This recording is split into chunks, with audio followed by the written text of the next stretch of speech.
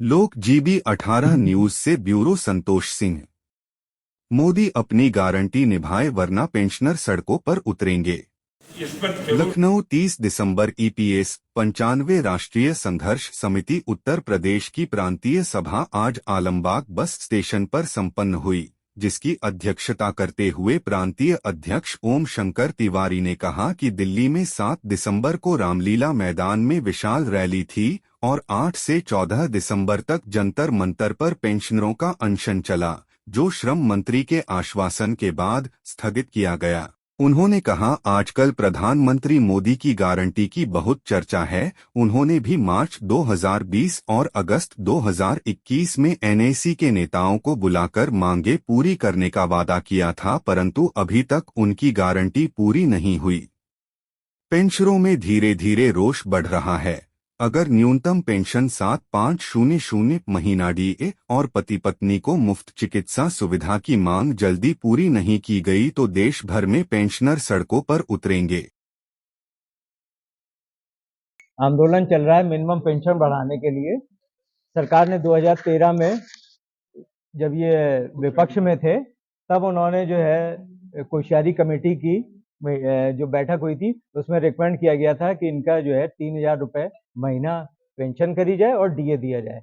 वो तब से अभी तक चल रहा है, वो बढ़ा नहीं। 1000 रुपये जो हुआ था वो वही है बराबर, जबकि सरकार ने वादा किया था कि हम करेंगे।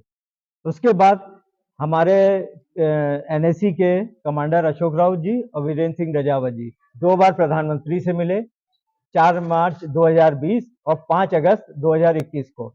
वहां पे मोदी जी ने भी यही वादा किया कि हम आपका काम पूरा करेंगे। आजकल चर्चा है मोदी गारंटी की, तो ये वो गारंटी हम लोग को बहुत पहले से मिली हुई है, पर अभी कहीं दिखाई नहीं पड़ी जमीनी स्तर पे। तो हमारा तो ये कहना है कि अगर मोदी जी गारंटी दे रहे हैं तो हम लोगों के लिए भी पूरी करें, वरना तो ये कहा जाएगा कि उनकी गारंटी भी 2 टाइप की है, एक दिखाने की और एक पूरा करने की। इसलिए 7500 रुपये महीना जो हमारी मिनिमम पेंशन है उसको किया जाए, डीए हो और पति पत्नी को मेडिकल सुविधा दी जाए। ये हमारी मांग है। इसी के लिए पूरे देश भर में आंदोलन चल रहा है।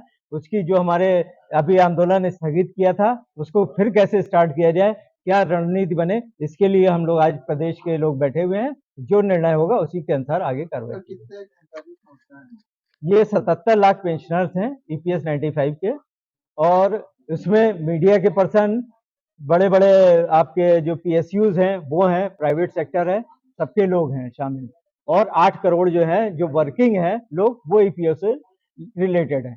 एक पॉइंट इसमें यह है कि बार बार ईपीएफओ कह देता कि हमारे पास फंड नहीं है। 8 लाख करोड़ का इनके पास पेंशन फंड है, जिसका ब्याज जो है वो 60,000 करोड़ रुपए पर ईयर आता है। उसी में से हमको चाहिए, हमें कोई बजट का प्रोविजन अलग से नहीं होना चाहिए। अभी तक वो 33% दे रहे हैं उस ब्याज का। अगर 50 या 60% कर दें तो हम लोगों की मांगे पूरी हो जाएंगी। उनकी बातचीत हुई और श्रम सचिव आरती उदय से आधे घंटे से बातचीत हुई, लेकिन ये आवरण अनशन और क्रमिक अनशन स्थगित किया गया है। इसको रोका नहीं, इसको समाप्त नहीं किया। अगर ये सरकार, मेरी बात उन्होंने कहा 31 दिसंबर तक मुझे समय दीजिए, इसके बाद संबंध की बुलजाना में गए और बुलजाना में भी कमांडर अशोक राउत जी को माल्यार्पण किया कि ये पेंशन का है।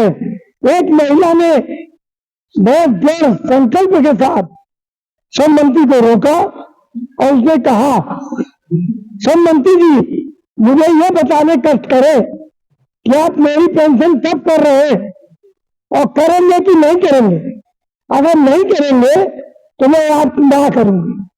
उन्होंने वहां भी विश्वास दिलाया, मैं करूंगी, जल्दी ही करूंगा। तो इसी पर ये कार्यक्रम नहीं चल रहा है।